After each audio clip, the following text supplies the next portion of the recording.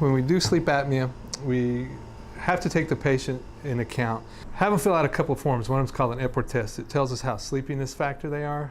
It tells us some personal habits that they do, how they sleep, if they're awake during the day, if they like to nap during the day, if they have a tendency to fall asleep. So with sleep apnea, it's a very critical disorder that patients can have that even can cause death. How I got into it was I did have a very good lifelong friend of mine die from it. And so it had me explore into sleep apnea a whole lot more. And so that's what we do with sleep apneic appliances is we go ahead and we look at the patient, get all the key factors of their sleepiness, how they're sleeping, are they a type A type person where they have a lot of stressful job, or how they handle the stress. And then we look at the wear on their teeth. They may not have any wear at all and still have sleep apnea. But what we do is we build a device around how the patient wants to position their jaw forward. We'll take an average patient, we take their jaw, and with that, we have them on their own. We'll have them extend out as far forward as they can. We'll have them practice that, how far they can put their jaw forward.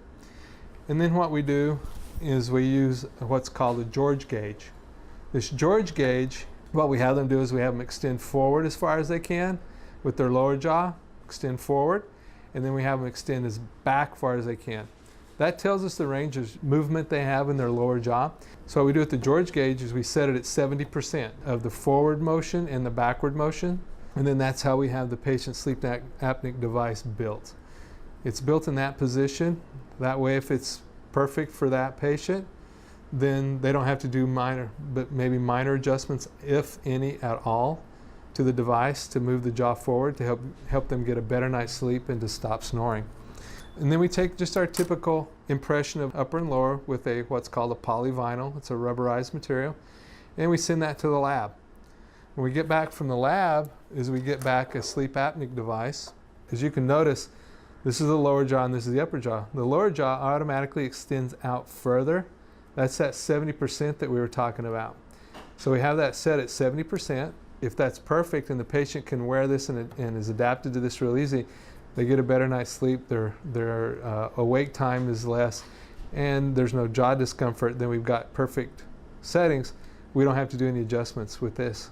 We do have the ability that if this is not the correct setting, on each side we have an expansion gear on both sides. Then what we do is we teach the patient how to turn it to expand, to slide the lower jaw even more forward if need be, to help reduce the amount of snoring and to get the amount of an adequate amount of air so that they're feeling rested. And then after a certain period of time, each is just different for each patient, we'll have them redo a sleep test that we have here at the office that they take home. We see with that sleep test if we've had the device set up properly for that patient and if it's achieved its proper function and goal.